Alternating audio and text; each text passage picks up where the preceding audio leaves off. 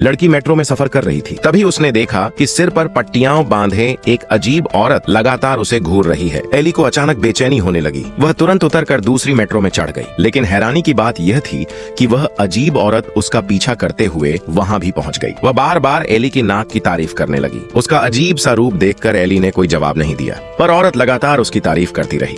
बेचैन होकर एली उससे दूर हट गई। थोड़ी दूर जाकर जब उसने पीछे मुड़कर देखा तो साफ था कि औरत उसका पीछा छोड़ने वाली नहीं थी। डर के मारे एली ने आसपास के लोगों से मदद मांगी, लेकिन अजीब बात यह थी कि कोई और उस औरत को देख ही नहीं पा रहा था। यह देखकर एली ने हिम्मत जुटाई और अपना फोन निकालकर वीडियो रिकॉर्ड करने लगी। लेकिन अगले ही पल जमीन से उठते सफेद धुएं ने उसे असली खतरे का एहसास करा दिया। घबराकर वह भागी और बाथरूम में जाकर छिप गई। उसने तुरंत पुलिस को फोन लगाया, लेकिन जैसे ही कॉल कनेक्ट हुई, उधर से आने वाली आवाज भी उसकी नाक की तारीफ करने लगी। फिर एली ने देखा कि बाथरूम के ऊपर से धीरे धीरे एक हाथ उसकी ओर बढ़ रहा था। ये कहानी जल्दी ही एक हॉरर ब्लॉगर लूसी तक पहुंची। सच जानने के लिए लूसी खुद उस मेट्रो स्टेशन पर गई, लेकिन तब तक स्टेशन बंद हो चुका था। डरी हुई लूसी इधर उधर देखने लगी।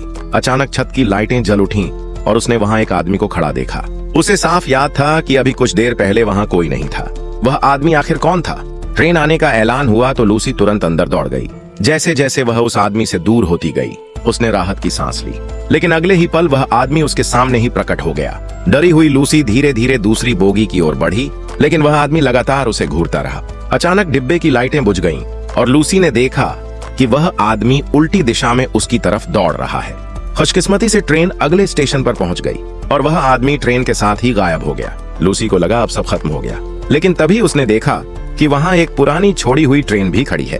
उस ट्रेन के दरवाजे पर उसे एक वॉकी टॉकी मिला, जो शायद इस मेट्रो के रहस्य को खोल सकता था।